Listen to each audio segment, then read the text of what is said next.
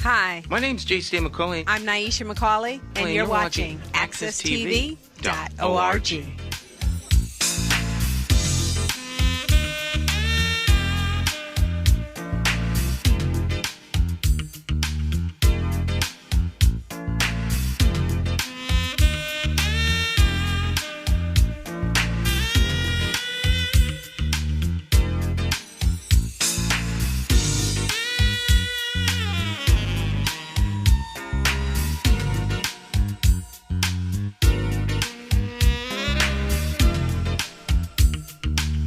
Okay, my friends, it's time for Morning Talk with me, your host, J.C. McCauley, of course, and the champions of talk this morning. We've got two champions of talk with us. We've got my wife, and, of course, it's Tuesday, so we've got Mr. Alphonso McGriff III. We've also got a guest this morning, so we're going to talk a little bit about an upcoming conference that's going to be happening tomorrow morning. So we'll jump right into it. First, we'll say hello to Mrs. McCauley. Good morning, Mrs. McCauley. How are you doing? Wow. Good morning. Happy Tuesday. Happy Tuesday to you. Yeah. Good morning. Good morning. Mr. McGriff, how are you doing, sir? Doing all right? As usual, I have no complaints. Your fro is looking extra smooth today. You know, Beard looking extra sharp and groomed. You look refreshed. I look refreshed. You gotten some sleep, and I got some sleep. I decided to lose the haggard look. I had we had a there's nothing like good advice, especially when it's free. And so I had one of our viewers called me, and he politely read me the riot act, and I listened. You know, when the master presents himself, when the student appears, the master presents himself.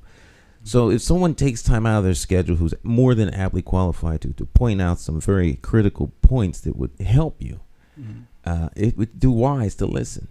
So I listened. 4 hours later, I decided, maybe if I comb my hair in the morning. It's not that much extra. I look like I'd given up. And so, I have a new lease on life. Well, it is definitely a difference. Does it make a difference? Absolutely. All right. I didn't get a haircut. I just put a little comb through it. Spent like 5 minutes in front of the mirror. Yeah. A little intention, and made some changes to the program. We got the countdown now, so I can be focused when we come on the air instead of distracted. And so we're moving forward.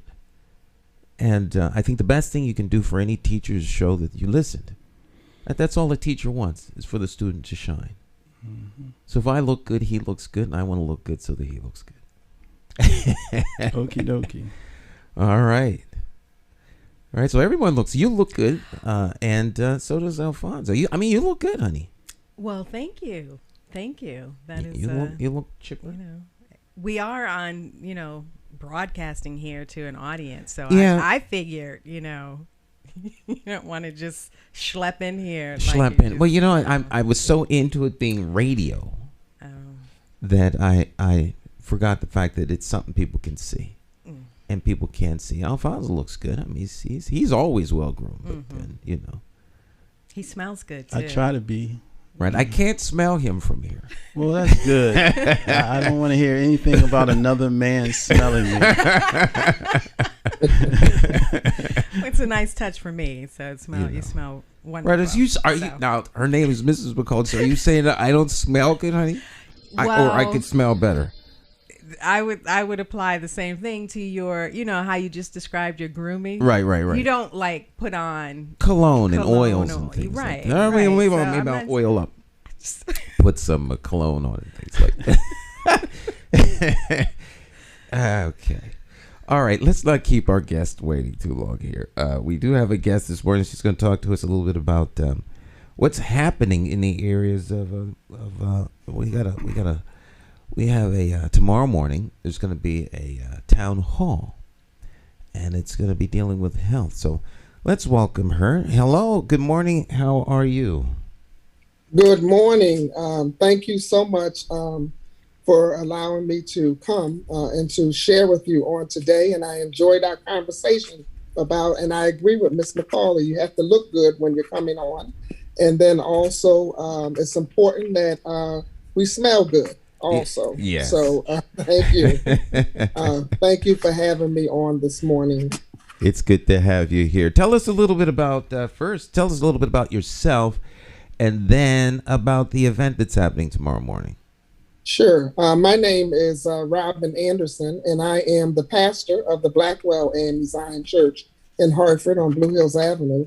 And I'm also the executive director for the Ministerial Health Fellowship Advocacy Coalition. And so the work that we do is that we basically are seeking to always address policy changes as it relates to addressing health disparities among Black and Brown people, as well as policy changes that deal with the health concerns of us as well.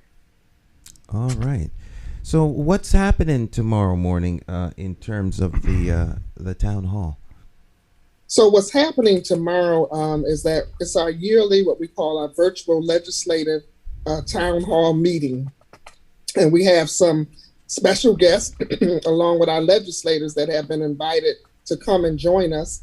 And so we will have Takesha Everett, who is the executive director of the Health Equity Solutions, who also are an organization that also advocates for policy changes as well.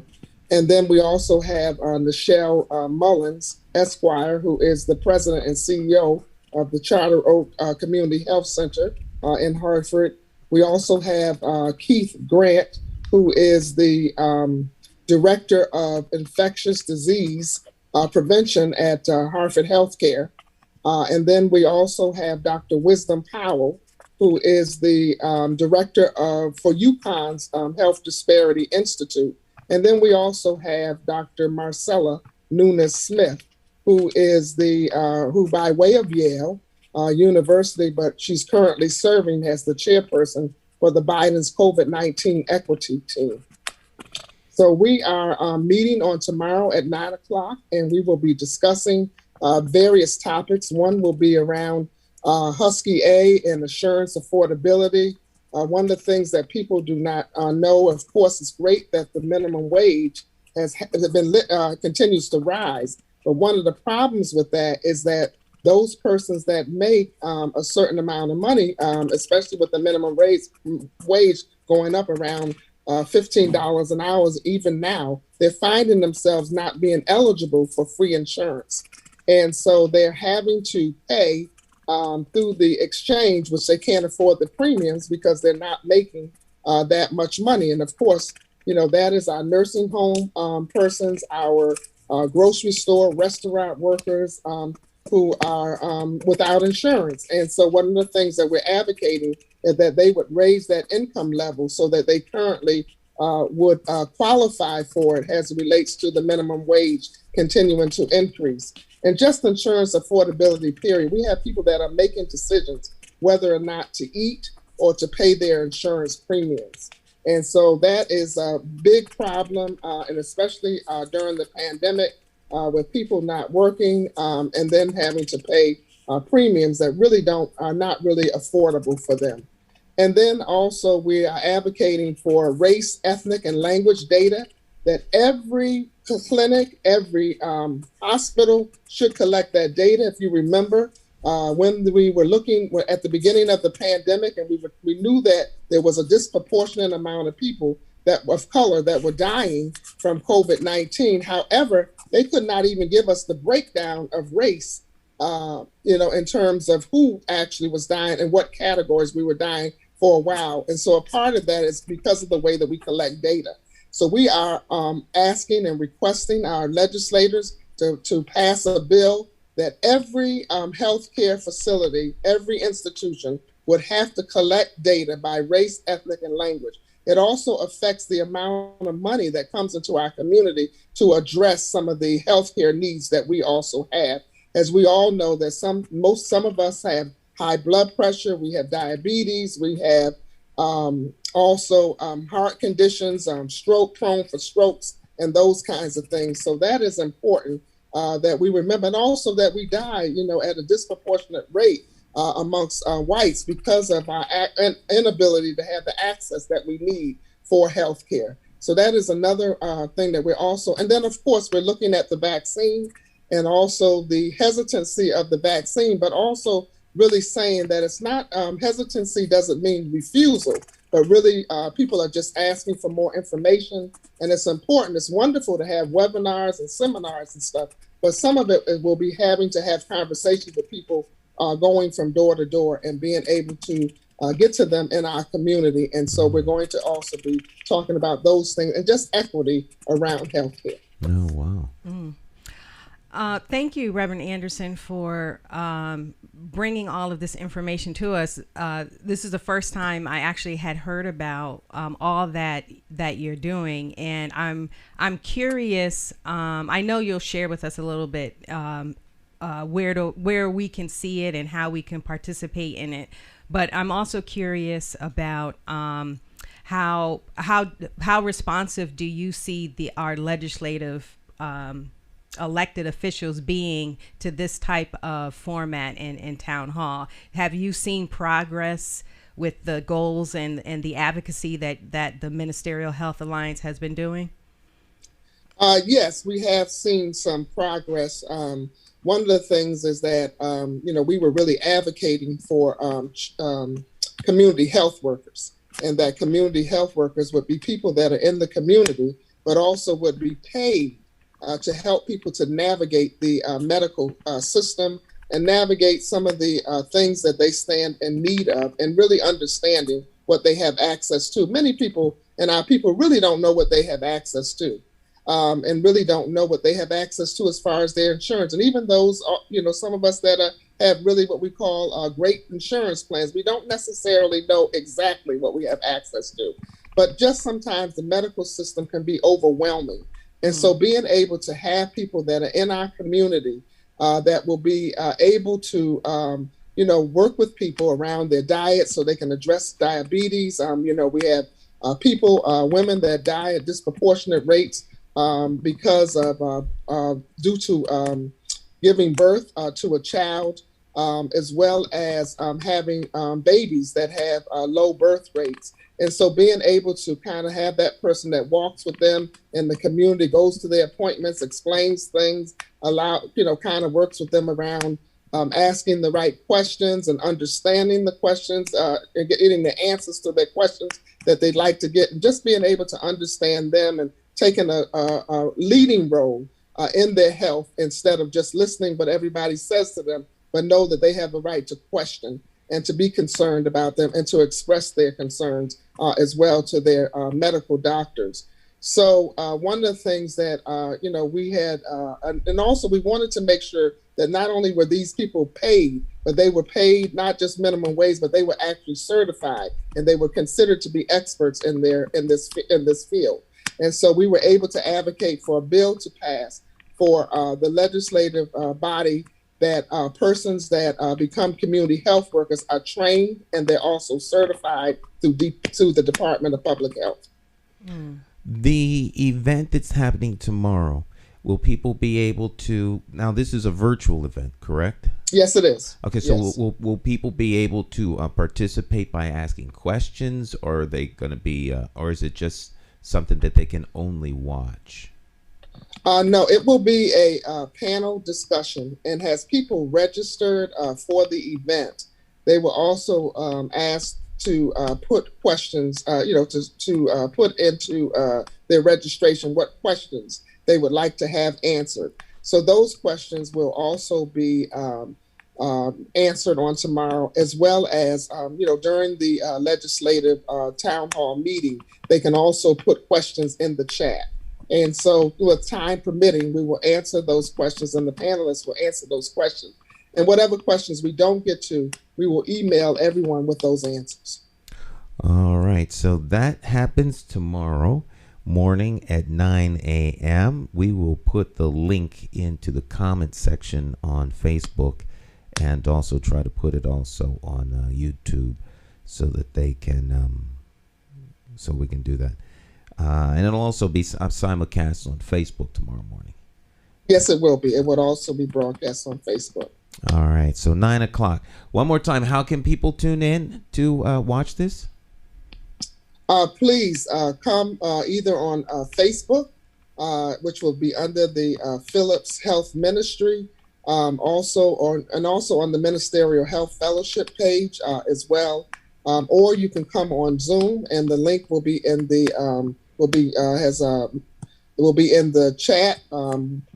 And also you can call me if you need more information at 860-817-3330. But we want as many people as possible to come and to be a part of this town hall meeting and to let our legislators know we are concerned about our health and that we are going to continue to mobilize and make sure that not only dollars go where they need to go to make sure that we continue to be healthy, but also that we are addressing those disparities that have, even now during this pandemic that we're in, has caused many of us to die when we should not have had to die if we had been, our medical needs had been tended to because we had equitable access to medical care.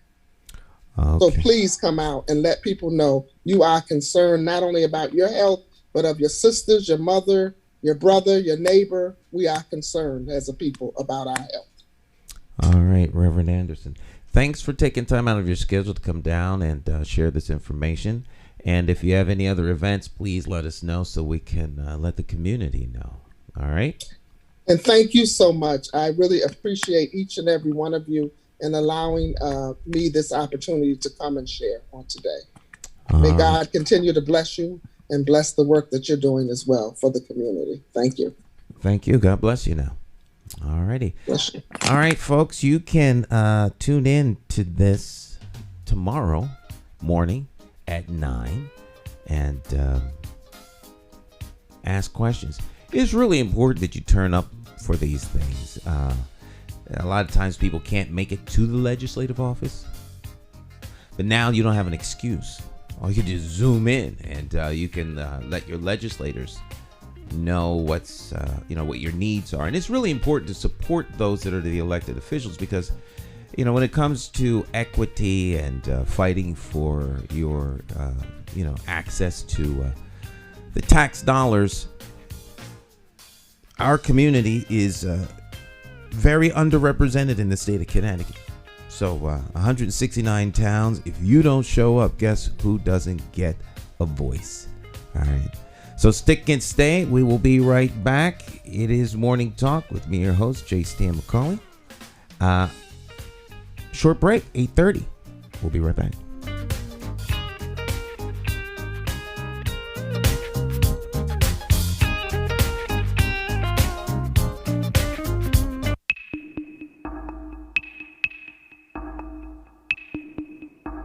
Every bad political decision is made by a politician elected to office. So if you think your vote doesn't matter, just remember this. There are people sitting with politicians in a back room making deals about your future, making policies about your children, making decisions about your neighborhood. To them, you are just a vote. You are not their charity. You are not their cause. You are just a vote. Elections have consequences, and if you don't vote, you are actually voting to keep these people in power to work against you. Now, more than ever, you need to make your vote count.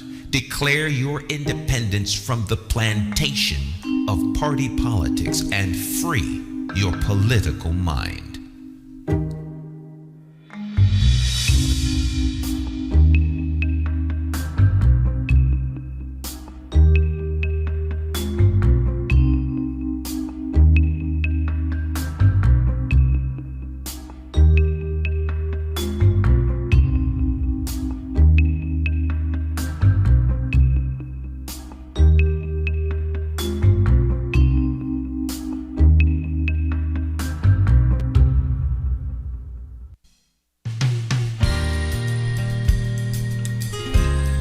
Okay, welcome back. Morning Talk. Let's get started. Hey, did you see the latest news relative to the vaccine? Yes, the breaking news about March 1st. March 1st. It's in the paper this morning. Something front page is afoot. Changes are coming. I didn't hear anything. I don't know anything about it. It's actually the first thing that I thought was actually good. I posted in this morning on Facebook that it was the first. This is the first action by a public official that I think that I wholeheartedly agree with.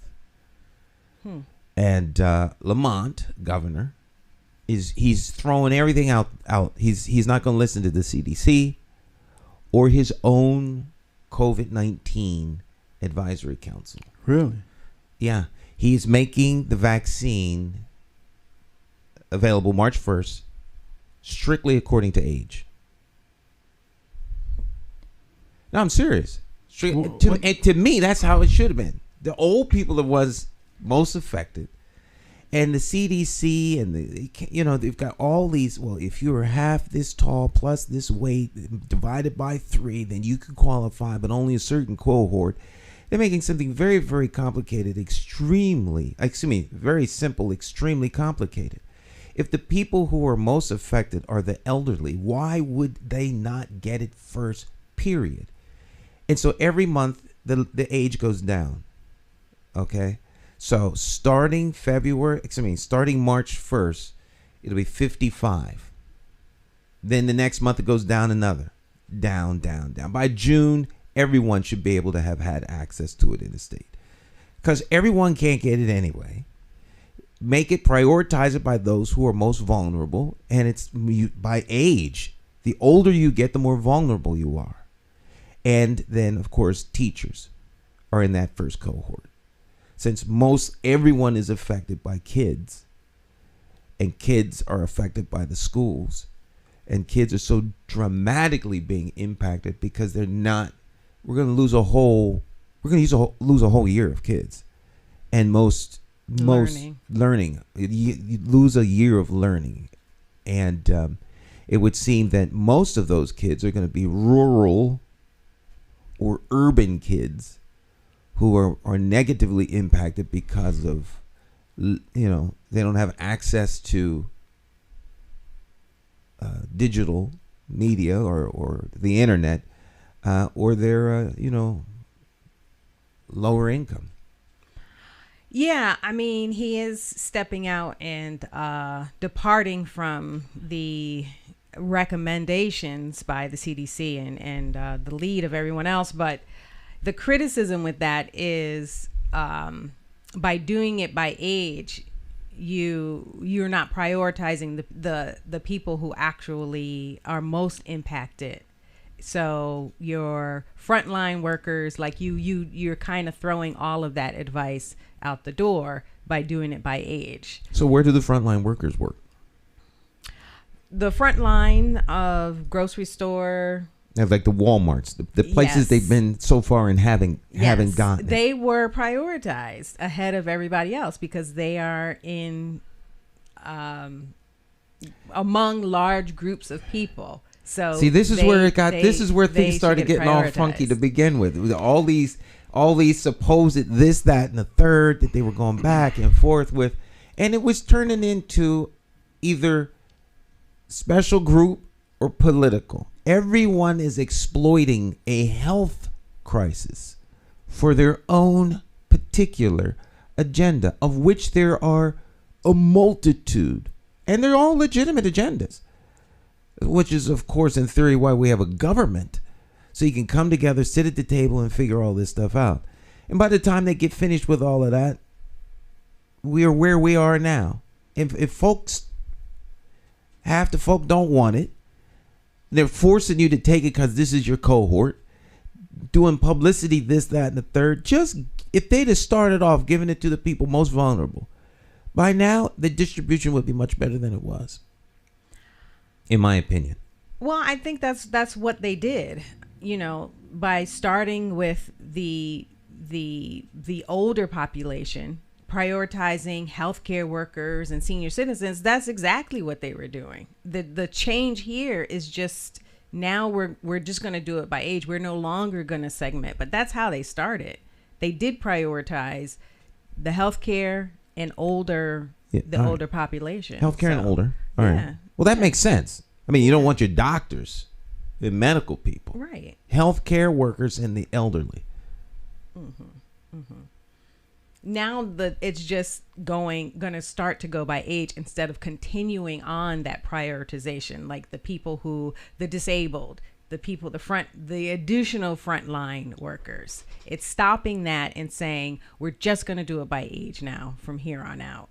So it is a simpler mechanism to determine who gets it. You just show up with your ID, show your age. Sure. Get one in the arm. Take a deep breath. Breathe in, breathe out. Relax. You know, I'm not sure how wonderful this example is going to be, but it reminds me of those with an agenda to make sure everybody believes in and accepts Jesus Christ as their Lord and Savior. So they don't mind if you talk about maybe Jesus had a girlfriend or maybe Jesus had a kid, because there's an assumption that, okay, now Jesus is there. You believe that in your mind, Jesus, all we have to do is make sure Jesus is a part of your consciousness, and then we'll worry about placing Jesus where Jesus needs to be in your consciousness. So we don't mind all of the sidetrack discussions about Jesus, because there clearly is an assumption that Jesus is and did and was. It's the same thing now, to me, with this the vaccine. The fact that you can take the vac and still catch COVID and still give it to people and still not necessarily be protected, and only be protected to the extent that maybe it'll keep you from getting so sick till you'll die. All of these issues that are coming out about COVID are such that it only makes sense to let's reel it back in to just taking the vaccine. And as long as we can keep people just talking about how we're going to take it, when we're going to take it, who's going to take it, the idea that doesn't make sense to take it gets lost in the whole thing. So this is how I see this. This is. I think that's fair. I think that's a fair. I think that's a fair. I think it's a fair analogy. It's like the gospel of vaccination. Yeah. It's an evangelical crusade. It's evangelizing the good news of the vaccine. And I don't say that to be facetious. I mean that's literally what it's like. They're like missionaries going out into the hillside, into the highways and the byways, and preaching this message. And will it be received, and will people believe? Because that's really what they have to do. They have to convince people. Yeah. Now, I am appreciative of the boldness of the decision. Is this that? Now people complain about Lamont being leaderless. But here would be a good example of taking the bull by the horns and making a decision for what he believes is good based on the information that he has. Now that doesn't mean I'm going to go run out and go get stabbed in the arm. Right. I recognize where you're leaning in on this. That this is more about his Do leadership. I appear to be leading in? Leaning in. You're leaning into a particular aspect of this decision. It's not really about the vaccine. It's about Lamont made this bold decision where we haven't really seen him sort of step out and lead this way before. So I hear that. Right, and that could be frightening. I hear that, but here's where that may not necessarily be leadership. It may actually be laziness. Because just wanting to make it simpler is not necessarily leadership. He just doesn't want to do the hard work to figure out. Now, what hard work is there for the government? He doesn't want to figure out how to distribute this vaccine in an equitable manner in the prioritization of certain populations. So it's actually a cop out. This is less ire incurring than deciding along the way who gets what. Exactly. 100 of decisions made waste by one grand decision. Yeah. And to give him any credit for anything is like black people praising white folks for saying, okay, listen, we're gonna let you not be enslaved. And so those were the good. There's some good slave owners, but we never talk about who among us wants to be under a good slave owner. Some of us do. I'm saying that this cat gets no praise for his decision, to me, until he has an honest discussion about the value of taking the vaccine. What is the value of? See, because there was an actual commercial back in 2020, probably about what month are we in? March, February? It had to be like 5 months ago. And there was a commercial that was saying, hey, in 2021, we'll be able to go to concerts again. All you have to do is either show that you've taken the vac or that you've tested negative 24 hours before the concert. So the vac was being presented as the grand solution. The grand solution to bring us back to normalcy. Now, the vac, the more questions you ask about the vac, the more the CDC is saying, well, we're not quite sure. How long does this vac last? Well, we have no definite data on how long it will last. Historically, they were the strongest in the first 4 months. What is that? There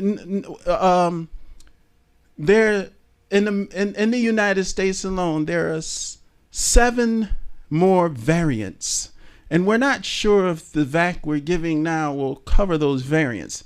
As a matter of fact, we're going to have a new vac available in the fall for the old variant. Some of the variants of come on, man. You know, actually, so the vac takers still got to wear masks. The vac takers still got to practice social distancing. The vac takers could still catch COVID and give it to other people. What is the benefit for taking this vaccine? And if you tell me, well, it helps you to not get sick to the point you die if you do contract COVID. Well, what about the fact that 98% of the people who test positive aren't getting sick and dying? Well, you know, the vaccine, if you read the accounts of people, I shouldn't say accounts, the testimony of people who've gotten either the first shot or the second shot, there's a common theme. So it makes me wonder if the people administering the vaccine have talking points to state to people. Because you ask, what does it do? It seems to me that the biggest thing the vaccine gives you is peace of mind. Sort of like your house. You know, the best safes in the world still don't stop thieves from breaking in. The best locks in the world don't stop people from breaking in.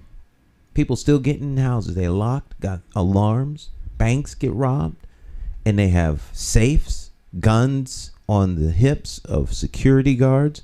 And so, does it really stop? Now, don't get me wrong, folks, but there's still some,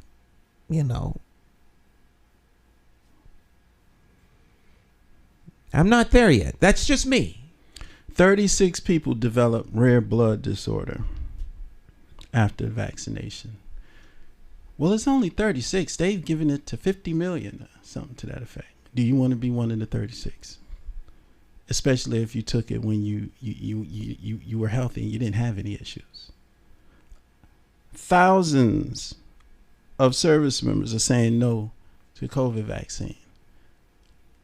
But you would think only black people are saying no to COVID vaccine. All kinds of people are saying All kinds of people are saying no. So I'm just saying this decision to make let's just give it again, it's just not strong leadership. It's just keep the vac out there as just taking the vac. Just take the vac. The narrative continues to be just take the vac. No matter what we said 6 months ago or 5 months ago about being able to have crowds and go to concerts again, all you have to do is show you've had the vac. This is what the commercial said. All you have to do is show you've taken the vac or that you've tested negative in the 24 hours before the concert date. And hey, the floodgates are opening again. The vac is not representing what we were being hit with month after month after month about the vaccine being the solution to bringing things back to so-called normalcy. So they're walking it back. They're walking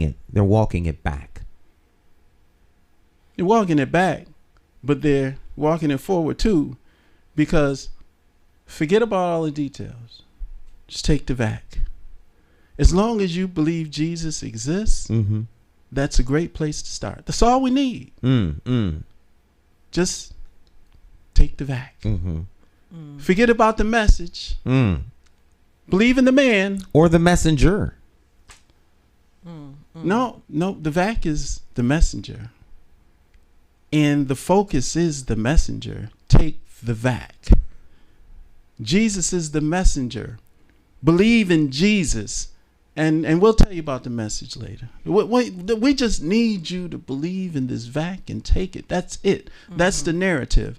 And all of the other details. And what I've done is the CDC is presenting this information about the fact, downside. all of the things that they don't know. Oh, it's abundantly available on the CDC's website. But nobody's and the talking reports about are there. that. That was my big thing to Dr. Edie and others, because when I publicly asked, and I want the full story. That's all. I'm not being a Debbie Downer. I want to hear the pros and cons. All right. I want to hear the pros and cons. Boeing 777s. You familiar with what happened with the Boeing 777? No. The engine blew out while the engine didn't blow out. It caught fire as a result of a catastrophic engine failure. Okay. That's not the same as an engine blowing out, though. The engine caught fire. As a result of a catastrophic engine failure had blade out. A catastrophic engine failure is kind of like the engine blowing out. I don't know. I don't know, Stan. Right. It's like, You're being too technical? Yeah. Wow. Well, no, not too technical. You're just being your normal technical self. That was smooth. It's true. So let's talk about the 777. What happened? 15 minutes or so after the flight took off. So they weren't far from the airport at this point. They got up and and turn around. I guess they were on their way to Hawaii. Yes, it was a flight taking off from Denver on their way to Hawaii, and about 15 minutes in, catastrophic engine failure. 15 minutes into a flight is that's a distance. Yeah, you start the landing process for Hartford over New Haven, and 10 minutes later, just about you're on the ground. So you know, 15 minutes is, and you're taking off. So you're Right. Yeah, the blade out. Actually, the PW4000 engine. My wife is smiling because she's somehow thinking like this is gonna wind up looking at me. Is that the look? Go ahead. Go ahead. Well, I actually did, in fact, work on that engine, honey. It's an old engine. Go ahead. Okay. All right. But no, seriously. I did. I had a picture of me working on the test rig of that engine on the experimental assembly floor at Pratt & Whitney, which was in my storage how old bin. was that plane? The plane, I'm stunned to find out that the 777 is as old as it is. It's like 20 some odd years old. The engine has been in development for some time, but there's a blade out. A blade out is when a fan blade breaks, and so there are bands of fabric that are fiber, made out of very reinforced stuff that prevents the blade from going through the cowling, through the side of the engine, and through the fuselage. And as a system, I know this is not comforting when you look out the window and see the engine out there vibrating on fire, but the system worked. The system worked.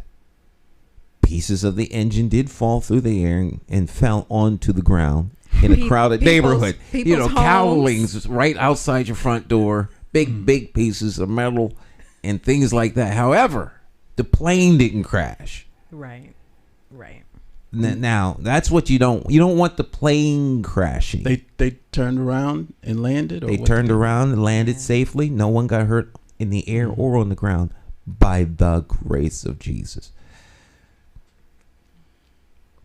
Yeah. Yeah. No, large pieces of that Large engine pieces of plane fell. just fell right into the neighborhood. Yeah. Really? Yeah. Of engine. So people were like ducking.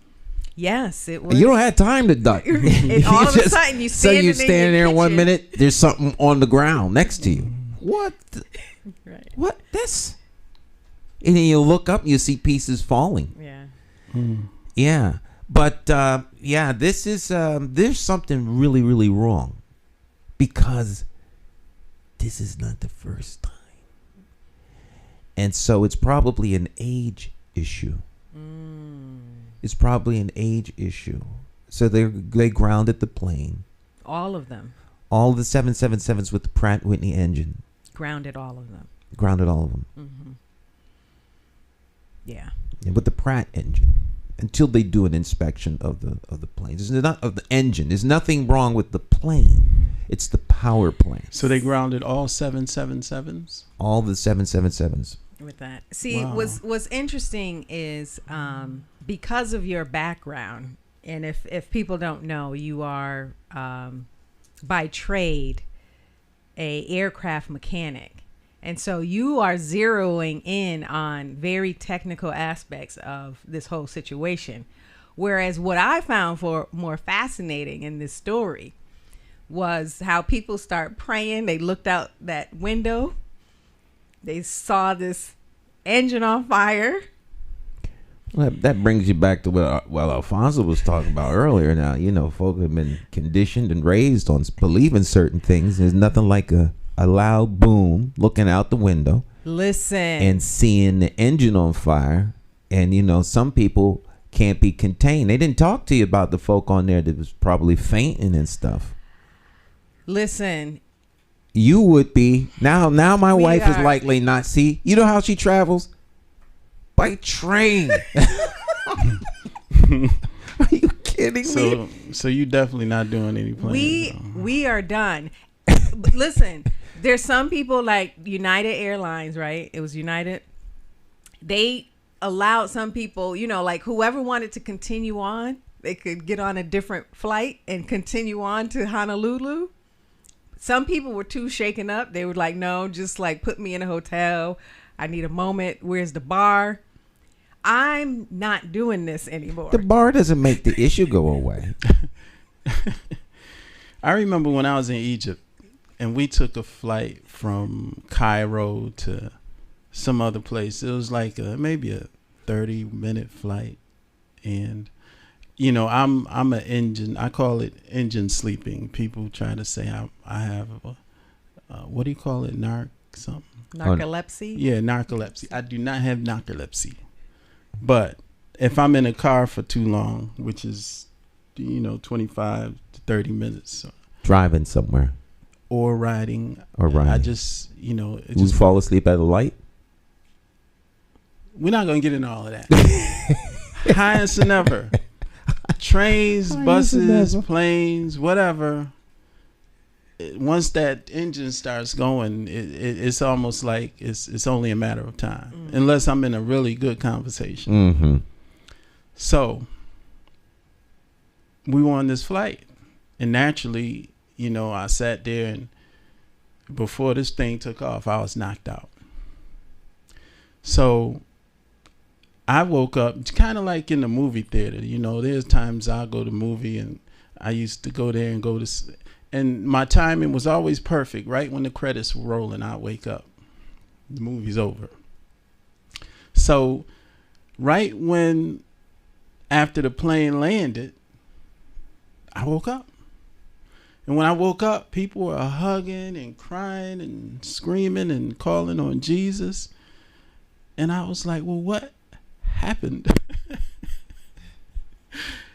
And I guess there was like a turbulence or something, and the plane was literally dropping like 100 feet at a time, just and then and it kept going. It wasn't like it happened once or twice, but for me, I kind of feel the same way as some of those people who continued on to Honolulu. There it is. That's what it looked like. So if you looking out the window and that's what's left of the engine. That's what you saw right there. Yes. Yeah, I'd have been like, well, I hope the plane can land. That's all I would have been thinking. Right. See this fabric around, and if you watch the video,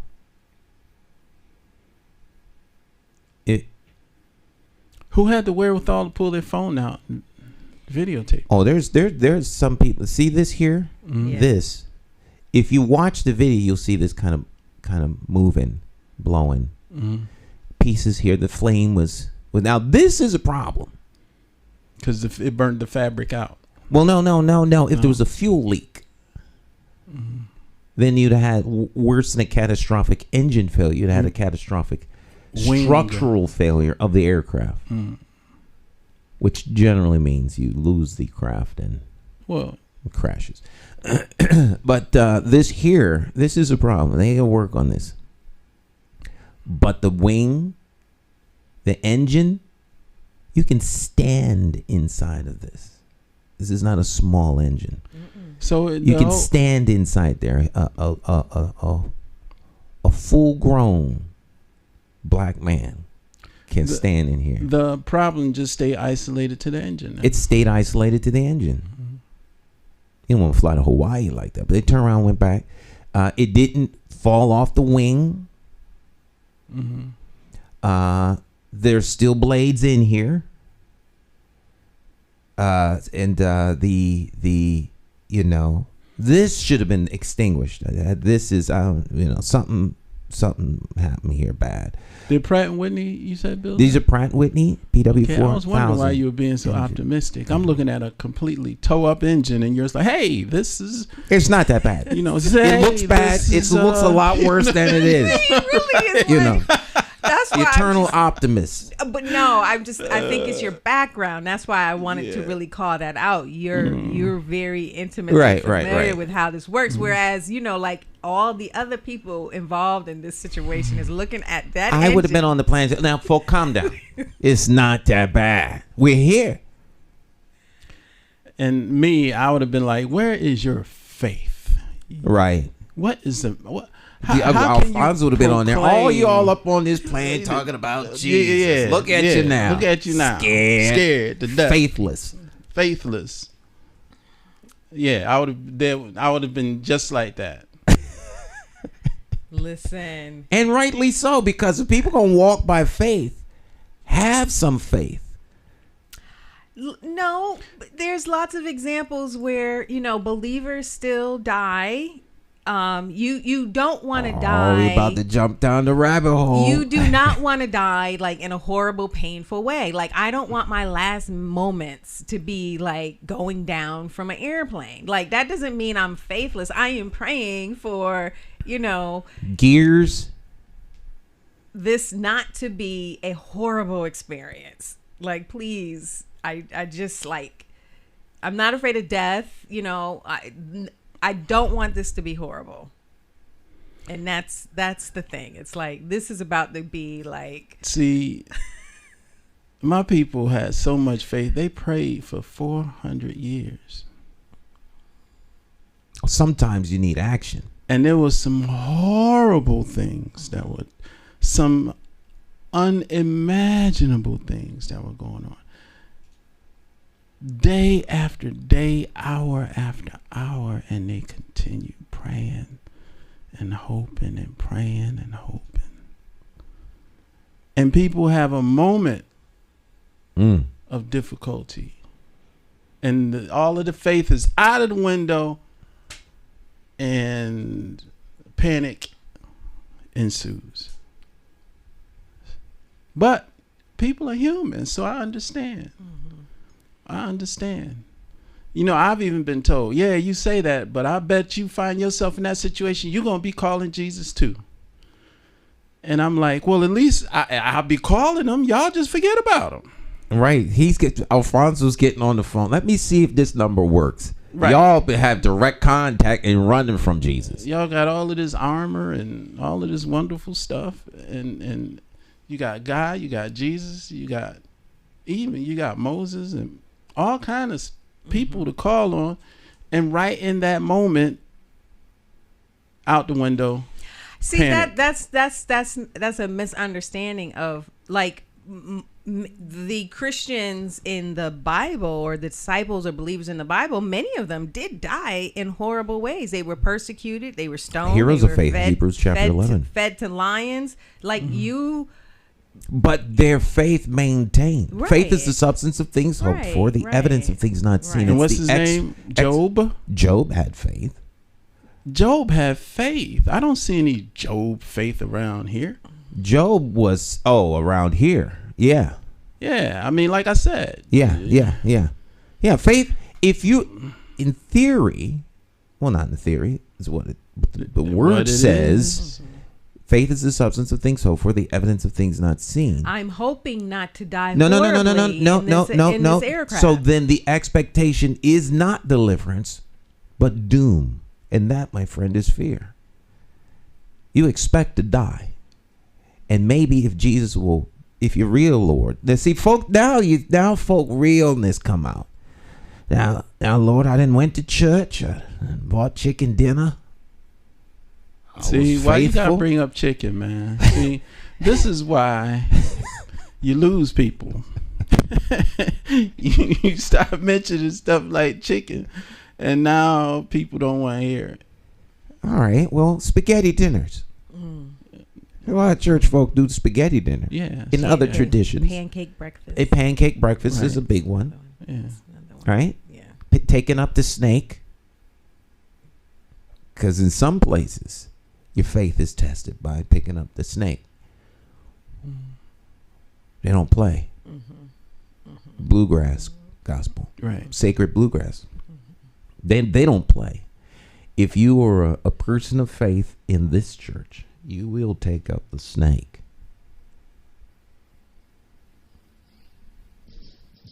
Demonstrate to everybody that you have faith, sister. Like, do you have enough faith to just stay here after 9, knowing you won't get fired? I will not get fired, but I have other obligations. Okay. So let's not mix, Commingling. No commingling of situations. So I don't know, and maybe I'm a little bit overly absolute. Faith, I'm like, if you got faith in that deity or whatever that religion is you believe in, if you have faith in it, there's no need for fear. Though fear is kind of natural in human beings, but I thought that faith overcomes fear. There's no need. Yeah, supposed to. Well, everyone landed safely. Yeah. No one on the ground was harmed. So their prayers. Some of them took the time to pray and have faith, and they were answered. Others were like, you know what? I need to reinforce my faith because it was over for me. Some folk reinforced their faith when they got on the ground with a double. Yeah, and a thank you, Jesus. Amen. All right, we'll be right back. It's Morning Talk. Stick is stay. Jazz break.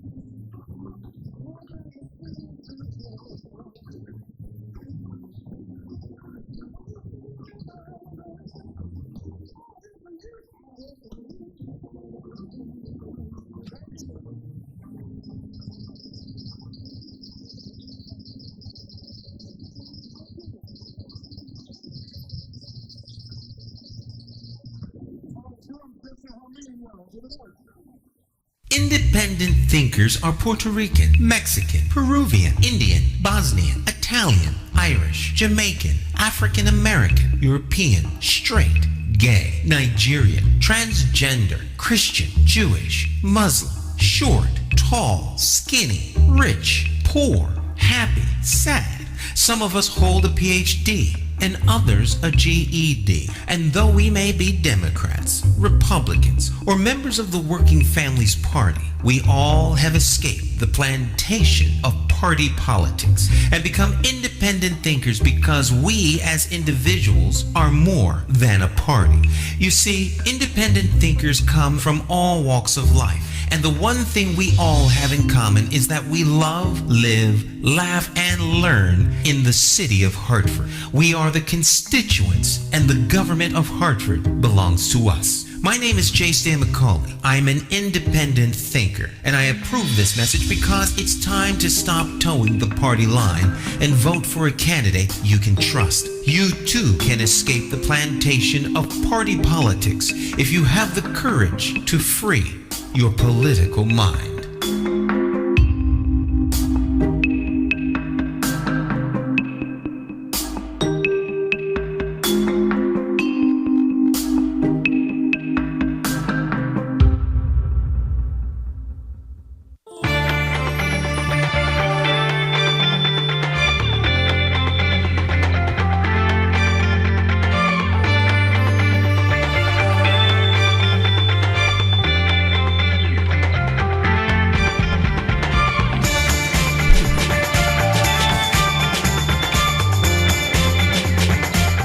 All right, welcome back. Morning Talk. I'm your host, J. Stan McCauley.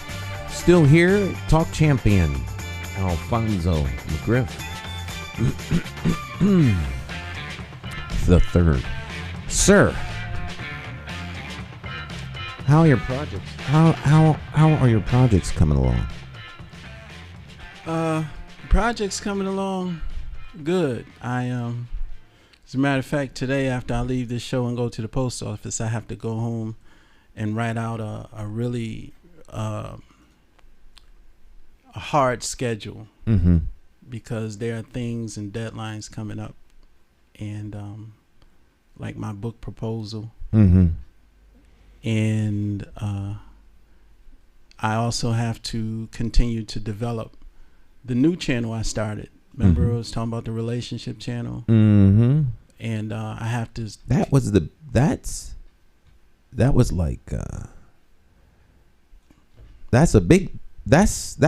prime project. That was the prime project, right? And then something in my mind, I came up with this Supremely Empowered Women series, and that took over as the prime project.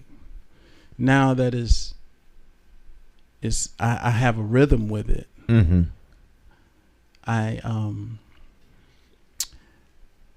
I can get back to the new channel, and doing the book presentation. So, I have no complaints, man. I'm learning a lot of interesting things about these women that are coming on, talking and sharing, and I think it's more awesome than I even thought it was gonna be. Yeah.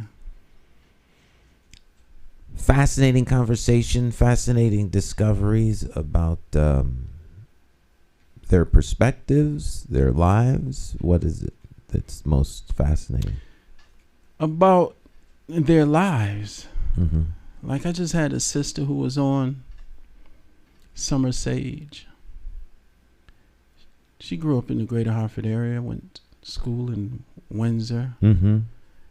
And, she talked about growing up. And among all of the other challenges she talked about is one of her friends who her family took in, started messing with drugs and ultimately wound up chasing them around with an axe. Oh my. And the police, and he kept calling the house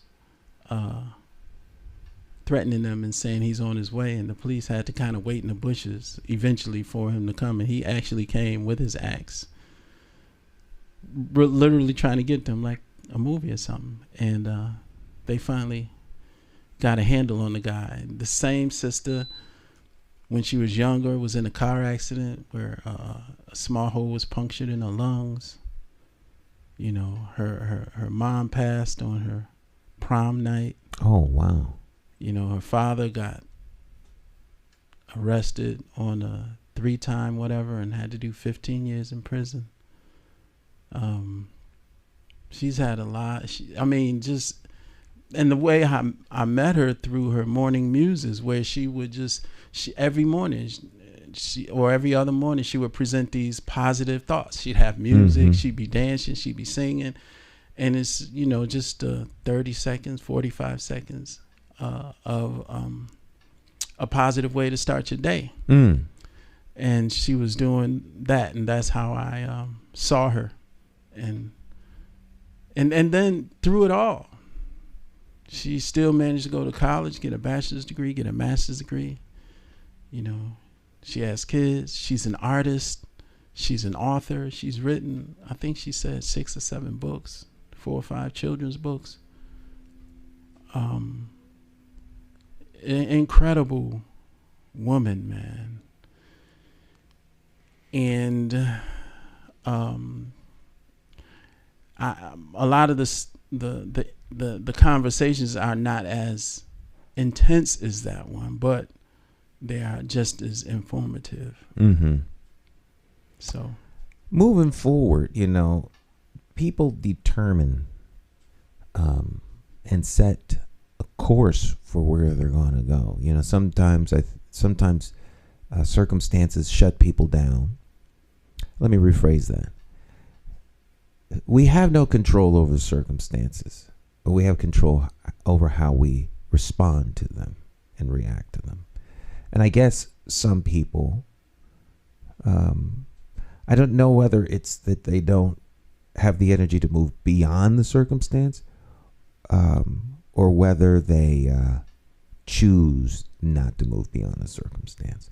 Clearly, there are those who move beyond circumstances. There are those who, because of the circumstance, that circumstance became the catalyst for their success. You know, they looked at that circumstance and they said, "You know what? I'm not going to be stopped by this circumstance. I'll show. I am in control of my life. I'm in control of my circumstance," and they move on. You know, one thing that, you know, I talked to lots of people during the course of the day, and there's a whole lot of folk who I think the idea of doing stuff is more entertaining to them than the actual work involved in getting it done. Because there are those who talk about stuff, and then there are those who actually get stuff done. You know, they set a target and a goal, and you work toward it. But I guess that's simpler said. Or is it that they really don't want to get something done?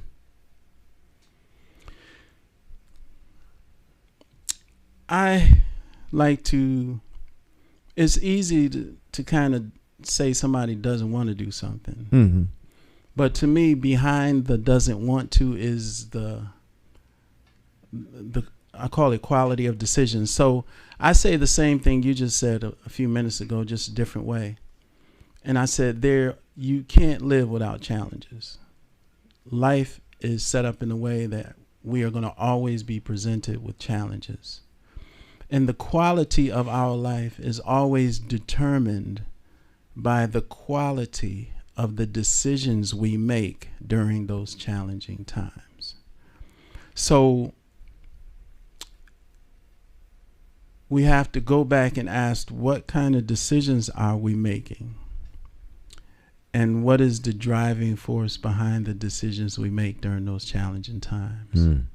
You know, and that's where, you know, people can go to therapy and all that stuff. But to me, that's where the true foundation is. What is the driving force behind the decisions that we make during challenging times. People outside of all of that can say, we're choosing to be in a messed up situation. We're choosing not to improve ourselves or our situations. Some of us even convince ourselves that we've chosen to just give up on life. But I always go back to what are the decisions, and what's the driving force behind the decisions that we make in those moments. Mm-hmm. Because choosing to be in a situation is a very general kind of conclusion. But behind, those choices are a series of decisions. And that's why I say, what is the driving force behind those decisions, each and every one that we make in those challenging times or associated with a challenging time? And because ultimately that is what's going to determine the quality of our reality and of our life. Mm. What you're saying causes me to think about last night on a program on the Chat It Up show with Jesse. They had a guest on who is, he has a lot of different videos and things like that. He's been featured in Forbes magazine all kinds of times. And he's got lots of money in real estate. So the question was posed to him about, financial or some sort of investment advice. And he's got a lot of properties in Texas, a lot of tenants in Texas. And needless to say, they were impacted by this big outage, pipes freeze, and all kinds of stuff. And I don't know, maybe that's why his answer was what it was, and in the state of the world affairs. But I thought his answer was really profound. He says, I don't want to sound like I'm copping out on your question. But he says, really, if you want to invest in something, the thing I would tell folks is to save your money. Just don't spend it, and invest in yourself. Expand your mind. Get healthy, eat right, exercise, do something that's going to cause your mind to be in a nice place. The greatest asset that you have is yourself. Forget trying to be rich and getting this and everything else. If people knew what it took to get to where I am, they wouldn't want to do it, because you have to do a lot of different things. But, the first investment is in yourself. Mm-hmm. And being, whole. And the reason I said it is because as you were talking, it always brings me back to the central thing that you are always focusing on, which is your consciousness. If your mind isn't right, if you don't have if you're not grounded, then you're not even going to be in a place to make quality decisions. I'm thinking about the airplane.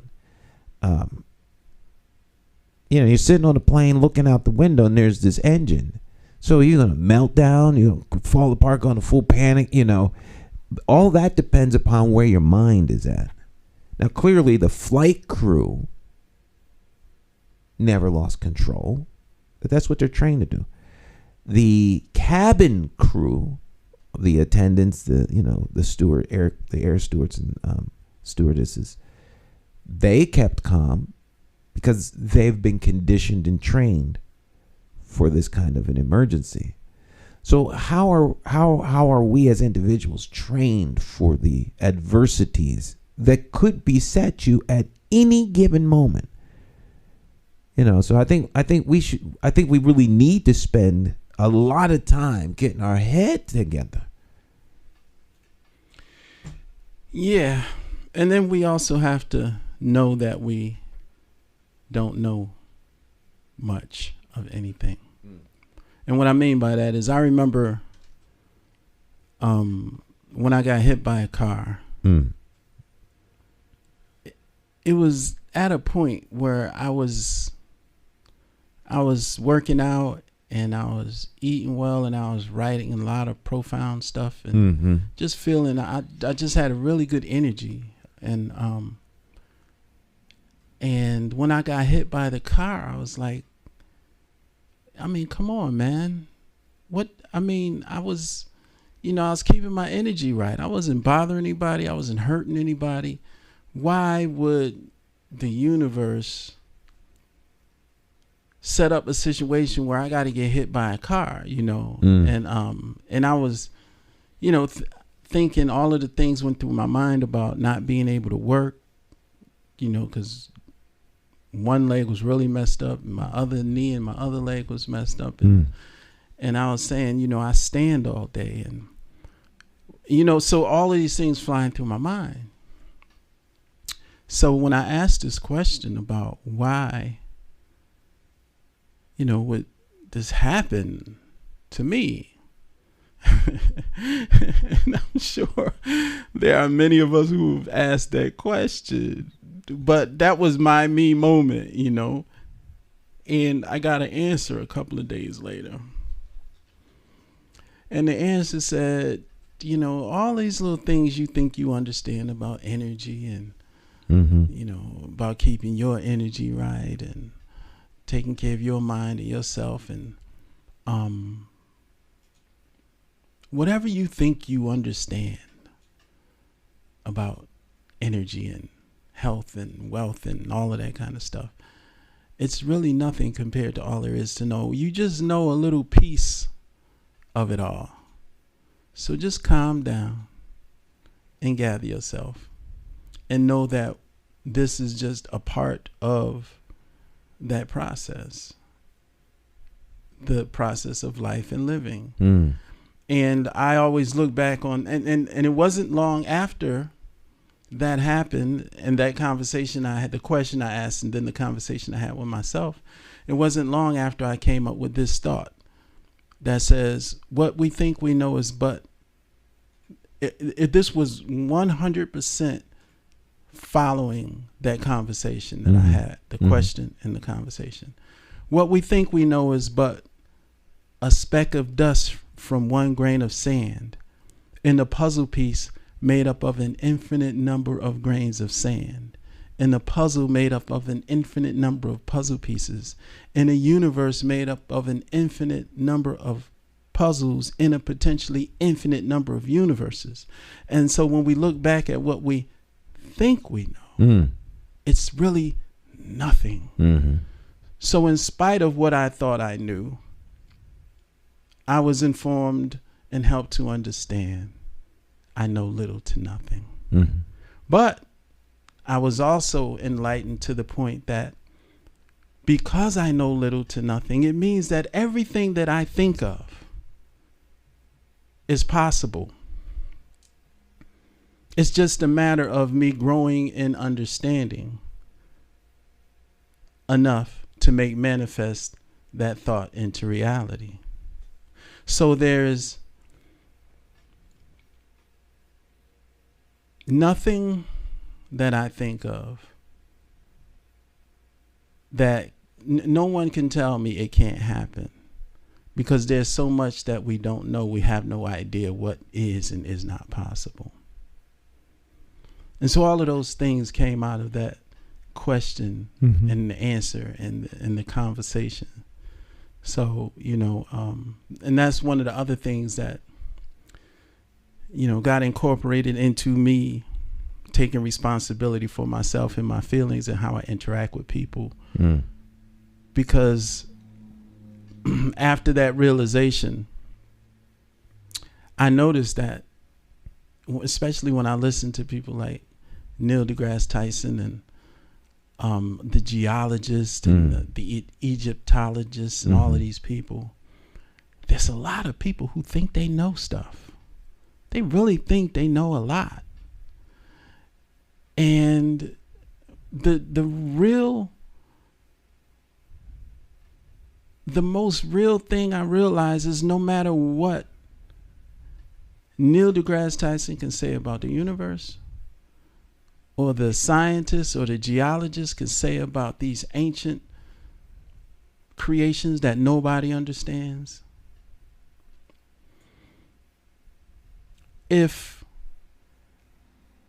like Einstein said, if I'm operating at 10% brain potential, and somebody creates something at 10.5% brain potential, then I can never understand how they did that unless I get to 10.5%. So if I'm at 10% and they clearly did something at about 25%, the only interpretation I can give is a 10% version of that 25%, which is totally inaccurate and wrong. It can't possibly be where they were thinking at 25%.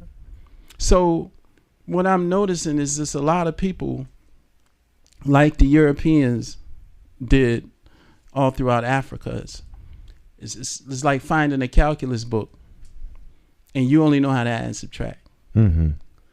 So since you can't figure out what's in the calculus book, you just go hide it. And there's a lot of hidden information simply because Europeans couldn't understand it. And the very last thing they need is to find out that somebody who is not them could. So there's a lot of calculus books in hiding, you know. And the real situation is you don't have to hide information, because if it was available to somebody, it's always available. The truth is always available. You know, it's just a matter of discovering it and understanding it, and not even discovering it, because you didn't have to find it. It's here. It's realizing it, what the truth is, or what the answer is, or what the solution is. But the answers, the solutions, the truth, it's always here among us. There are no secrets. You have these secret societies and they have secret information. Yeah, whatever. If it's something that I'm supposed to know and understand, then I will.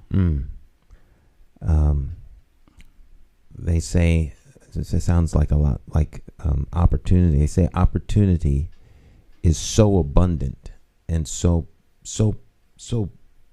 very present that you got to like push it out of the way to get out of the house. I mean, it's everywhere. So the question is, are you willing to make the best of the opportunities that present themselves to you? And information and knowledge, I guess you gotta have to want to search for it, want to expand your horizons. Think and expand. Search outside the box. Well, that happens when we challenge ourselves. You know, it's like when you challenge yourself, you come across something, and when we challenge ourselves, we start. It's no different than I want to know how to use an app, and I've been using it, but there's something I want to do in that app, and then because there's something I want to do with that app, I go and look it up and type it up, and there it is. It was always there. And understanding on how to do it. It's always there. It wasn't never not there. But it only presented itself to me when whatever I was doing inspired the desire to know. So if we are challenging ourselves with a desire to know, then we'll be made aware. They say necessity is the mother of invention. Could be that maybe complacency doesn't lend itself to needing new things. Take a short break. We'll explore all of this when we get back. It's Morning Talk.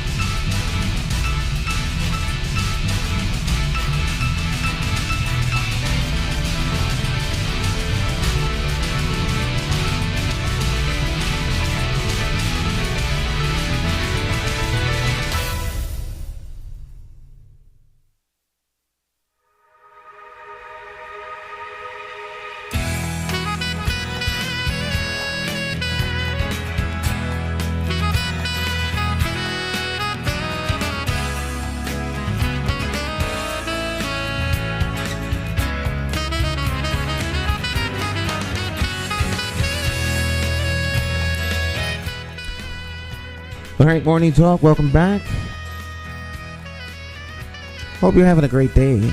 We're here Monday through Friday. Same time every morning, 8 o'clock. Tune in, subscribe online. YouTube, you can always subscribe. You can subscribe on Facebook too.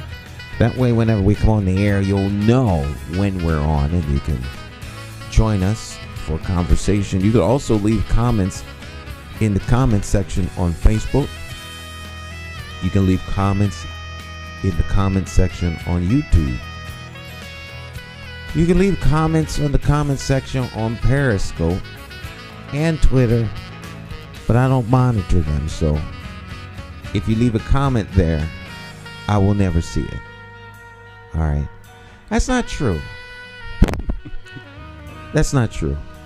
That isn't true. Actually, if you leave a comment on Periscope, I will see it. I was thinking since I'm not monitoring Periscope, but actually I am. But if you leave a comment on Twitter, I won't see it because I don't have a way to monitor Twitter. But the other three, I will see the comments. Yeah. Charles says he took a prop plane from Puerto Rico to the Dominican Republic. One engine was running, the other one wasn't. He asked the pilot, "What's up?" Want to know what's up? What's up with that engine out there that's not running? The pilot probably thought we're saving gas. Probably didn't need both engines. You save one in case the other one goes out. You start the other engine. Okie dokie. Well, a lot of those planes can kind of glide, right? Yeah, to some degree. The most challenging plane ride I was ever on was we're blessed. I've always been a blessed individual. And many years ago, when my grown kids were small, friends of ours gave us a gift to go to Disney World. So we were on our way to Disney World, and we left Bradley International Airport. Flight was like super delayed. Mm-hmm. And the flight was going from Newark International Airport to Florida. We had to get from Hartford to Newark, and the flight was delayed. And if we didn't get to Newark, everyone on the plane was going to Disney World. If we didn't get there, we were going to miss the flight. And that would have been it. Because all the flights were booked and, the connecting, all that other stuff. So this was what they referred to as a puddle jumper. The commuter, the commuter plane. Mm. At least that's what my dad used to call them. The commuter plane. Mm. Three seats across, 2 aisle, and then 1 seat, or just 2 seats. But this was 2 and 1, and I don't know, maybe 30 people, at the most 40 on this plane. The size of a small school bus.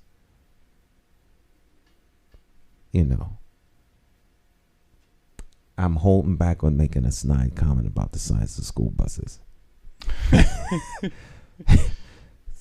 Alphonso's head, mine is, I can hear his comments, so I'm holding back. And man, folk got off that plane and they literally kissed the ground. Really? It's the only time I've ever seen people get off of a plane and put their lips on the ground. So what was it, rough? He said, I can get you there on time. If you want, I could fly, I could fly like I'm flying a private plane. And we don't have to take the route. And I can get you there on time. My man was flying down the Hudson River. We literally flew in between the arches of the bridge. That's how low we were. Mm. And he got us there on time. Man, It was. I thought it was somewhat exciting. Was he working for the major airline? This was like a commuter. Like what I'm saying is, did y'all have to pay a separate fee to oh no. This was a. I don't want to say that it was like a United or a. But he was connected with them. Oh yeah. Right. This was a commuter. So I don't know whether it was. This was a long time ago. It might have been one of those connecting plane, all those little airlines are no longer around. But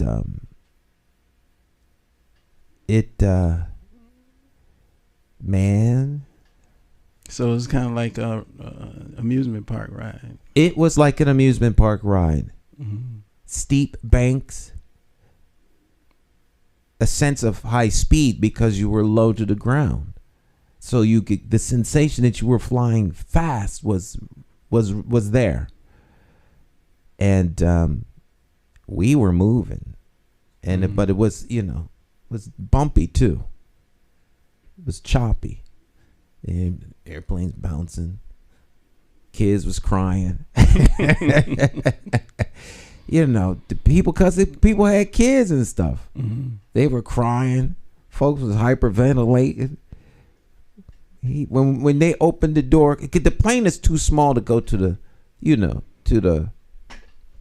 they can't put one of the, the ramp to the plane. Oh yeah. So you got off the plane. The door and the steps were in the door. Right. So you lower the door down and you walk down the steps to get off the plane. People leapt to the ground. Lips on the ground, kissing the ground. They were so happy to get there. We got off the plane and ran because you're trying to make that flight. You made it. We made it. You do a lot of traveling. You ever have to run through the airport? Absolutely. To get your flight, and you've been in Atlanta? Yeah. A lot of times. You go to Atlanta and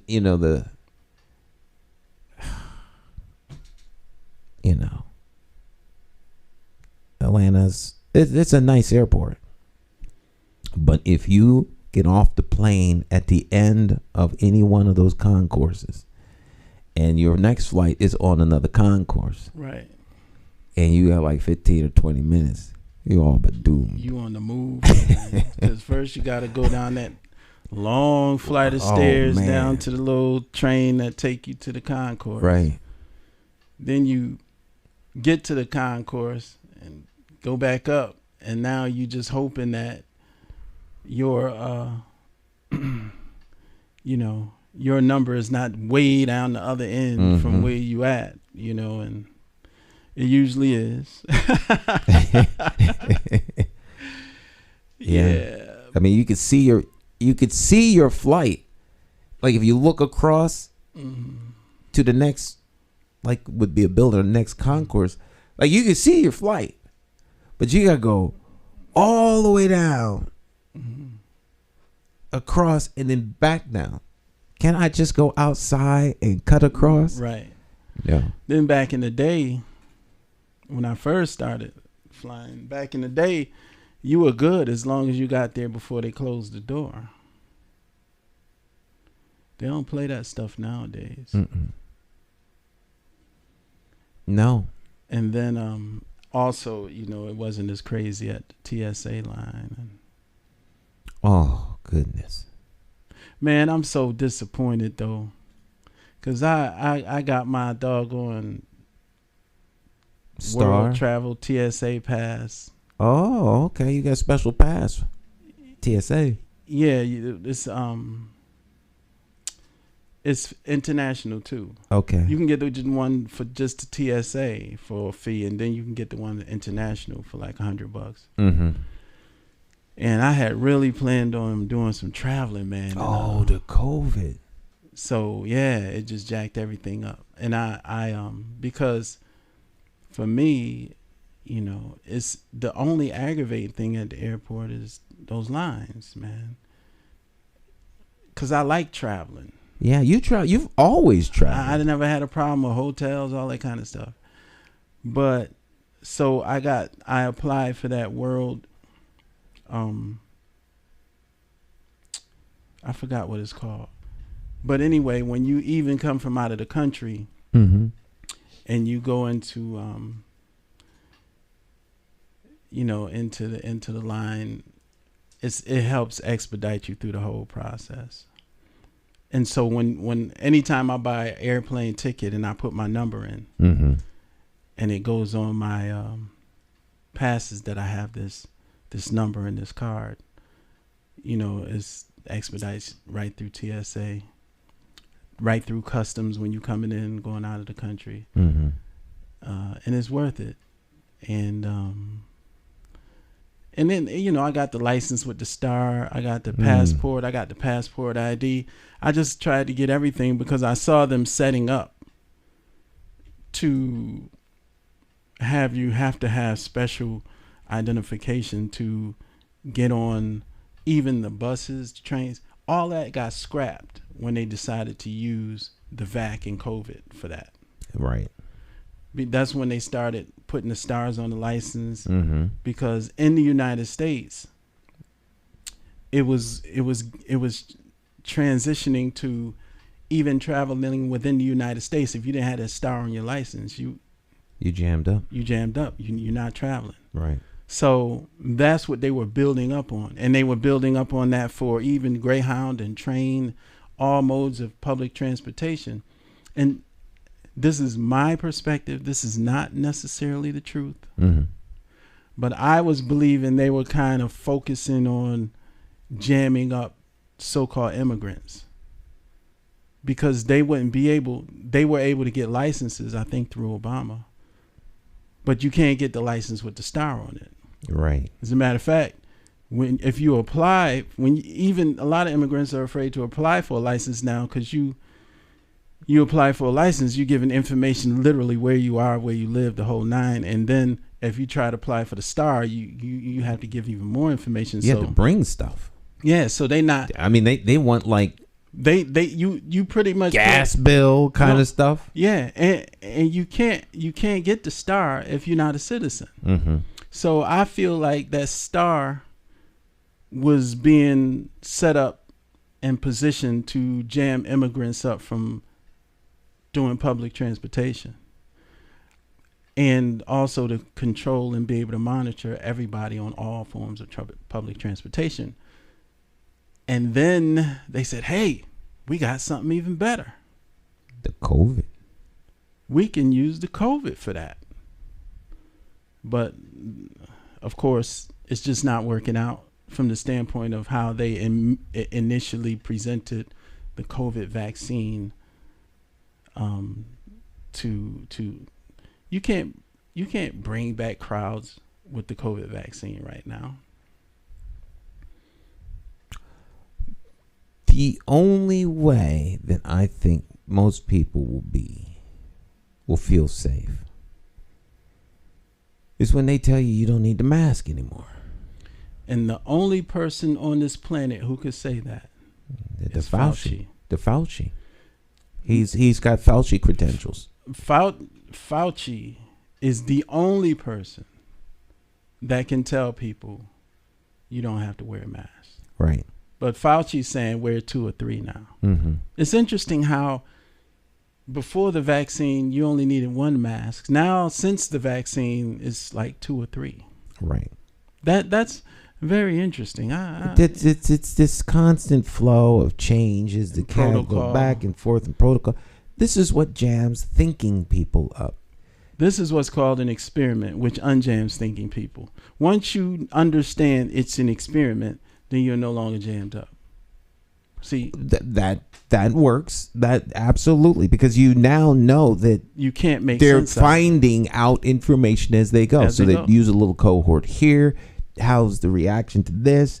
Okay, well, what about that cohort over there? What about this school? What about that company? What about this situation? Even said publicly and in writing, they use the language tweaking the VAC.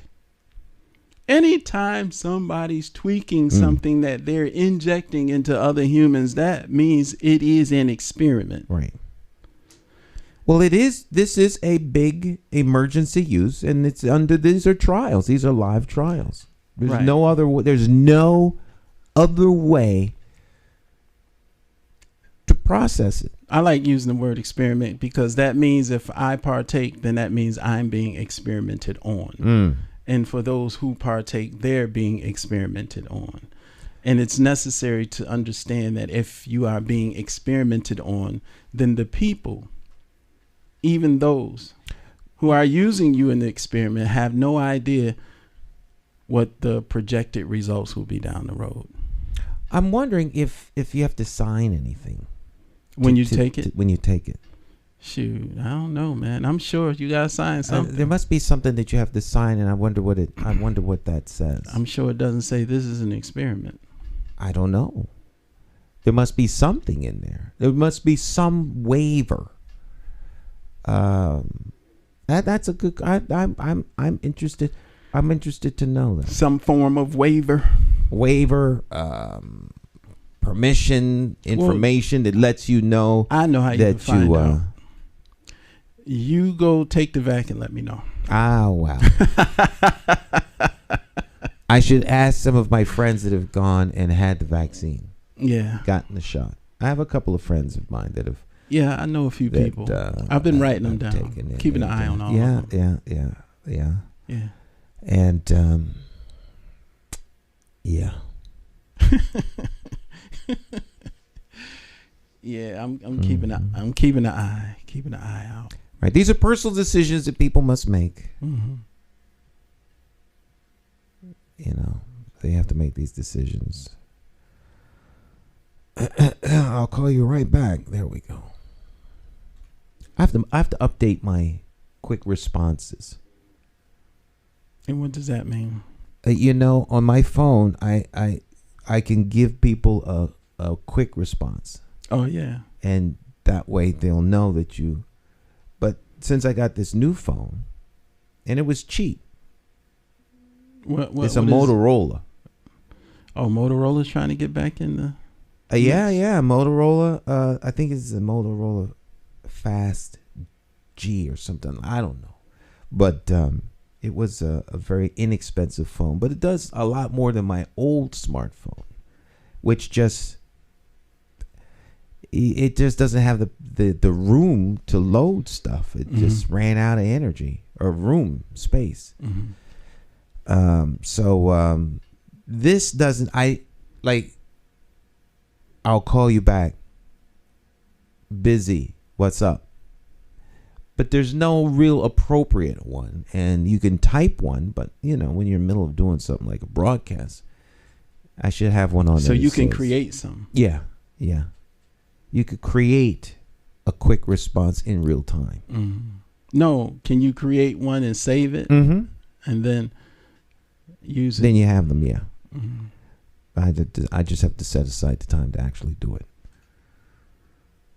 So I'll take time out of my busy schedule and do that later on today. Yeah, so you're gonna keep combing your hair and stuff? Yeah. I'm gonna go back to the grand rule of broadcasting. Every day is audition day. Every broadcast has to be an audition. Mm-hmm. That's the golden rule. But I had removed my head and mind out of the broadcast, game, so to speak. It was really because we needed to do something to give people a voice, Mm-hmm. because there was no black voice in broadcasting in this area, and so, and then you get tired, but that's not an excuse. It's not an excuse. It doesn't matter how tired you are. If I was me, I'd have fired myself. So I can't fire myself, but I can do a better job. And it's inexcusable. It's inexcusable. I can be hard on myself. Yeah. So take time. You put a little shave on the edges of the beard. Yeah, man, you're looking all fresh. I didn't do a whole lot. Just No, man, but just doesn't that take much. little touch, man. Right. I didn't go so far as to do all of the beard blocking and all that stuff. What's the little fella that was on? He used to be with Bill Cosby on I Spy. what's his name? I Spy. No, it's not I Spy. What's the he was in Hip Hop Tales of the Crypt or something like that. Oh man, this brother Lynx, maybe that's his name, Lynx. He brother wear glasses. Not you're not talking about Urkel. No. This is an older guy, older actor. It seems like, why do I remember him with Bill Cosby? I don't know. Now, it wasn't with I Spy, because that was with the other guy. Yeah, I Spy's old.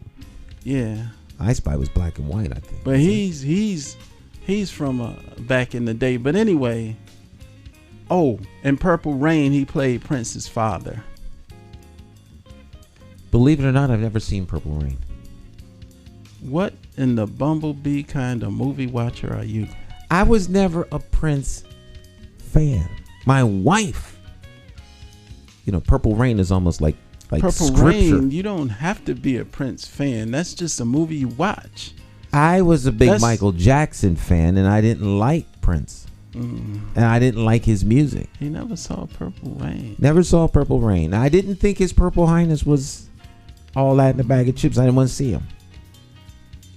Wow. I was never, ever impressed.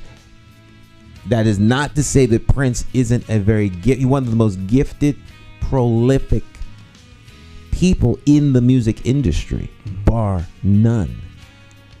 Writes, was on boards of directors. I mean, Prince is a heavy hitter, but I never, his music, the music he was famous for, I didn't appreciate. I didn't like the songs or anything, but let me just help you understand how you sound to a Prince. I know how I sound to Prince people. I just lost a whole lot of folks. No, not really, but to just help you understand. That's like saying, I was never a Jesus guy, Muhammad, Buddha, but never Jesus. Oh, never. I understand the depths of that. Never a Jesus guy. Right, I mean, he was good. He did some things. He got strung up, but I mean, nah. Yeah. No, I understand that Prince. I mean, Prince people are really heavy hitter. They're into it. Yeah. We're gonna turn to the first book of Prince. We are heavy. Yeah, we are heavy. Yes, we are. Okay, so you and Nyesha would do just fine because Nyesha, if she heard me talking like this about Prince, I might have to leave the house. Well, anyway, if you can find out who Prince's father was, the guy who played his father in that movie, and so my point is, you were starting to remind me of him. And then when I came in today, I was like, I don't see him at all, nowhere, because he always kind of played in kind of scruffled look in his movies. Yeah, I like that the grungy kind of scruffy, unmanicured look. But it's got limits, and you can use the COVID for a while, but now it's time. You tighten it up a little bit. Hey, I'm glad you got the call, man. All right. Well, so much for that. It's time for us to hit the road, my friends. We'll be back here tomorrow to do it all once again. Stay blessed and have a great day. Bye.